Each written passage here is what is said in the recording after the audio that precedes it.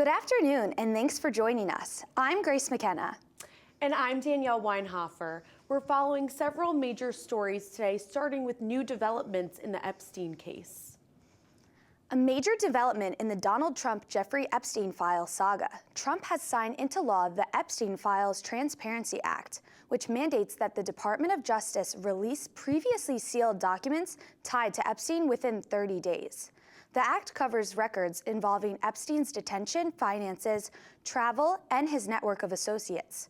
Several documents reportedly reference Trump by name. The president has long opposed releasing the files, but now appears to be backing full disclosure. Among the materials expected for release, internal emails, investigative memos, and other government records. Some sources suggest the files include instructions to FBI agents to flag any reference to Trump. If verified, that raises serious questions about review procedures. Trump has dismissed the matter as a Democrat hoax, while survivors and bipartisan lawmakers say this is a crucial step toward accountability. Some critics argue that the sudden support for transparency comes only now because public pressure has mounted. Families relying on food assistance could soon see changes. Congress is debating adjustments to SNAP benefits that could affect eligibility and dollar amounts. Supporters say the changes would reduce fraud and ensure the program's sustainability. Critics argue the proposal could cut access for families already struggling with rising food prices. We'll continue tracking developments as the bill moves through the committee. In entertainment news, fans of Netflix hit series Stranger Things are counting down the days until the next season. The cast has teased a darker and more emotional storyline as the story heads towards a finale. We took to the streets to get people's thoughts on the new season.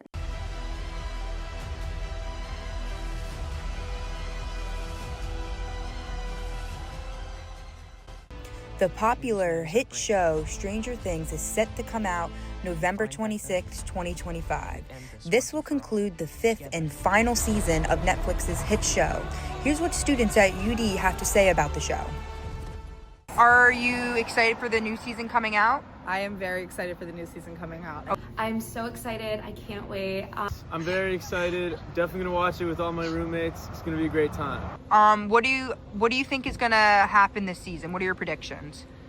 I am not really sure what's going to happen in the new season because I haven't seen the last season in forever. So I'm thinking it's going to be more of like a drawn out long distance kind of thing. So I don't really have too many expectations. Honestly, I kind of think she's going to die. I think they're going to, because it started with her, I think it's going to end with her. So that is, I think she's going to just be man down. I think Will's gonna go back into the Upside Down and Billy's coming back to life. I'm scared they're going to kill off Elle, but we'll see. Would you say Elle is your favorite character? Who's your favorite character? Probably her. Probably her. Bob. I really liked him. And I'm sad. My favorite character is definitely Steve. I love him a lot. He's awesome. Very wholesome character. I've heard that there's going to be maybe some talk about him possibly being eliminated from the show, and I'm not for those vibes. I don't claim them. That's it. I think it's gonna be sad when it's done. End of an era. It's been going on for so long. I don't know what show's gonna be next. One last time.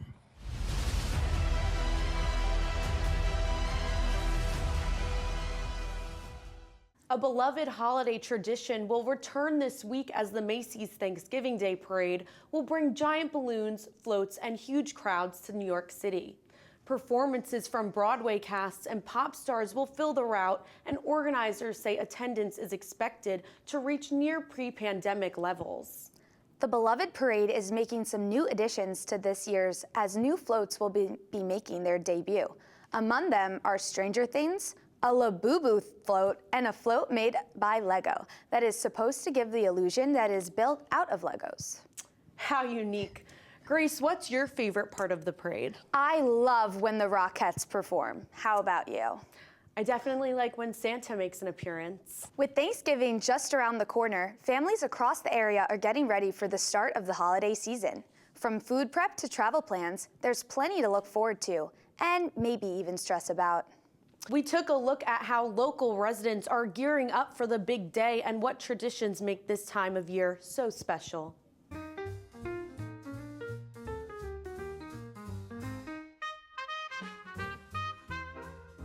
I would say my favorite Thanksgiving food would be either stuffing as a side, and then a lot of people I know don't like turkey because it's dry, but I kind of like the turkey and maybe ham. Overall, I'm not that picky, but yeah, I would say those two are my favorite.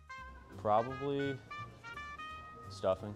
That's so hard because I love I always get a plate and I have to like get every single thing. But I would say the sweet potato casserole is my favorite. My favorite Thanksgiving food, I'm gonna have to say cranberry. Like some of that out of the can. We do stuffing. My family doesn't really like turkey, so our main course is like stuffing. Cranberry slices, I know some people like. It's like hit or miss for some people, but I know like it's not main course, but I know it's not one of my favorites, no. Yeah, my hot take is I don't really like turkey that much. It's like really dry. I think, wait, what is it? It's like that, it's like the cranberry. My dad loves that. I just don't. Like, that's a very hot take. I just don't think it goes on turkey. Hot take, turkey's kind of mid. Like, I don't know, I don't get the hype. I don't really like cranberry sauce, I guess. Yeah, no, my dad always cooks, and he wakes up at the beginning of the day with the birds, and he wakes up and he starts the whole process. So you could hear him probably at 7 o'clock in the morning cooking, and then not being done until 5 or 6 o'clock at night. And then we always just watch the Macy's Thanksgiving Day Parade as a family, and then by the time that's over, we start eating and the family comes over, and yeah, it's a good time. We don't have holiday traditions, but a lot of our recipes are passed down from like multiple generations. So I guess like cooking those all together and teaching everybody the recipes is our tradition. For Thanksgiving, every year, we'll go to my grandparents' house. And our family's kind of spread out all across the country now. But every year we'll come back for Thanksgiving, all meet up, share stories. Not really. We normally host it, so I guess that's like a tradition. That's a really good question. I mean, my mom always, as kids, going back to the tradition, she always made us look at Santa, because if we don't see Santa, he's not coming. Even I still believe it being 19, 20 years old. But yeah, no, I think, I feel like Christmas, but I feel like ending Thanksgiving, segueing into Christmas is the best time, because it's just in between the holiday rush of like eating Thanksgiving food and then Christmas presents. I would say like that in between time is pretty fun. Christmas, definitely. Christmas, all the way. I love Christmas so much. Thanksgiving, you know, it's nice, but it's just food. But Christmas is like family and, you know, gifts and just showing your appreciation, so I love it more. Christmas all the way. They give me gifts. Definitely Christmas. Yeah. I feel like it's just more of like a big deal. It's more fun, presents.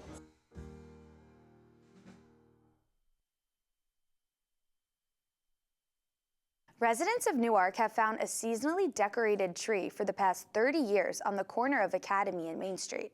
However, this holiday season, downtown will remain in the dark. The annual day of winter festivities features the lighting of the 20-foot Christmas tree that is lit typically throughout the month of December.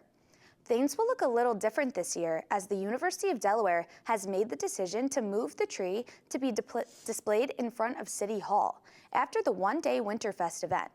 We sent our reporters out to see how this decision has impacted its community and their holiday spirits. Sophia Broxton has the story. The decision to remove the long-term display on the University of Delaware-owned lawn came from a culmination of discussions surrounding campus culture and inclusion. The reasoning from Vice President for Student Life, Jose Luis Riera, comes from the new policies around third parties, such as the City of Newark, to use UD grounds for long-term displays. We asked the local community what they thought about this decision.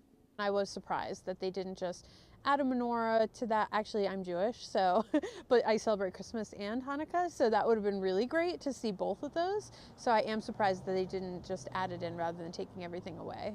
I think that's like, I love like walking by Main Street and always seeing like the Christmas tree up, and like everyone just always stops by and like sees it, and it just brings a smile to someone's face. And so now that it's only for one night or one day, that's actually kind of sad and just brings down this Christmas spirit. As a fellow Jewish person, I think that Christmas trees, like, I like seeing the Christmas tree on Main Street because it's like happy, it's Christmas time. I don't care. I don't think that's a smart decision. In my hometown, we have a really big tree that we light, and we have a menorah that stays up through all of the holiday season. I feel like removing the Christmas tree is just making everyone sad, and it's not really contributing to more equality. It's just kind of taking away the presence of something when you could just add more. There seemed to be a common ground when it came to the consensus among Newark citizens about the solution the university came up with. And once you take one thing away, everything. Like, what are we going to have left? Why can't we just add it opposed to just taking it away altogether? For 427 News, I'm Svea Broxson. The annual Newark Turkey Trot will be held on Saturday, November 22nd at Handloff Park. This is Delaware's oldest continuous road race, offering both a 5K and 10K race, with raffle items being offered by local businesses. Registration starts at 8 a.m., with the 5K starting at 9 and the 10K starting at 10:30. The event will benefit the James F. Hall Scholarship Fund, providing assistance to undeserved youth normally unable to participate in events such as this. Holiday spirit has officially taken over Main Street in Newark as Klondike Kate's transforms once again into its annual festive pop-up, the Sleigh Bar. The restaurant undergoes a full winter makeover, complete with twinkling lights, garlands, holiday decor, and even a sleigh inside the dining room. The seasonal pop-up features a special holiday cocktail menu, offering themed drinks like gingerbread and butterscotch creations served in festive glassware. The Sleigh Bar also hosts events throughout the season, including holiday-themed karaoke, ugly sweater nights, and live entertainment.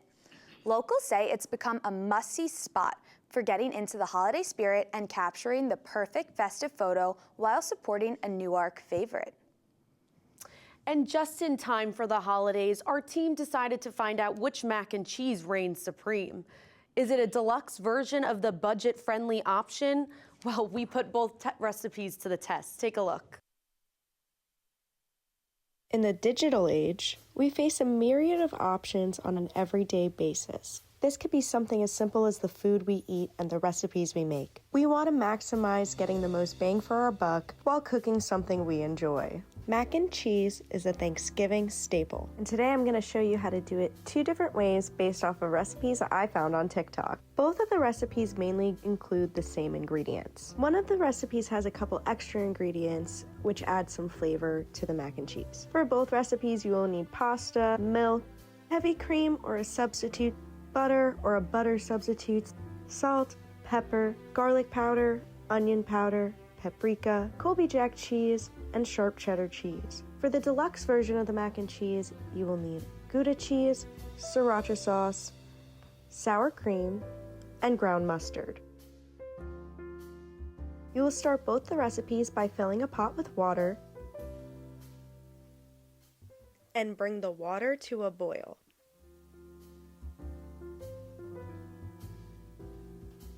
Once the water comes to a boil, add your pasta and cook and stir it for the suggested time limit. Once fully cooked, you can strain your pasta. On the stove, add butter to a pan, along with flour, heavy cream and milk, and stir until mixed. This is where you would add in your sriracha and ground mustard seasoning. I forgot to do it until later, so I don't do it now, but I would suggest doing it now. Also add your other seasonings, your pepper, onion powder, garlic powder, and salt, and stir it up. Then it is time to add your cheese for the deluxe version. You will also add Gouda cheese in addition to the Colby Jack and the cheddar. Make sure you stir this thoroughly and make sure the consistency is rather thick at the end and cheesy. Once fully combined, add your pasta and mix it into the mixture. Add some shredded cheese and breadcrumbs on top and pop it into the oven at 350 degrees for 10 minutes. For the budget-friendly version, once you're done making your pasta, you are going to put in butter. You will also put in flour, whole milk, heavy cream, onion powder, and black pepper, and you will mix thoroughly. You will add shredded cheese and stir until the mixture is nice and gooey. Then add your pasta and then put into the oven at 350 degrees for 10 minutes. And that's how to make my favorite Thanksgiving side 2 different ways. Both versions are great.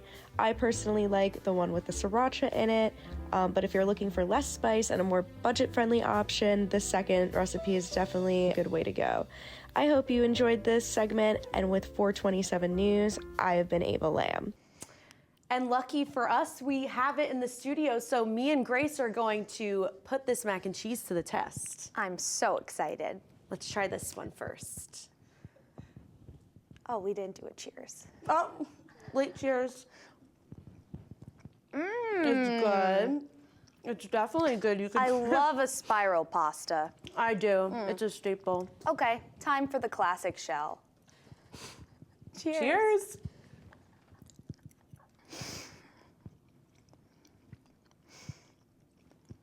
I don't know. I feel like they're both very close. I have to go with the shell. I just love a shell pasta, especially in mac and cheese. However, they are both delicious. I think I like the spiral. All right, well, opposites attract.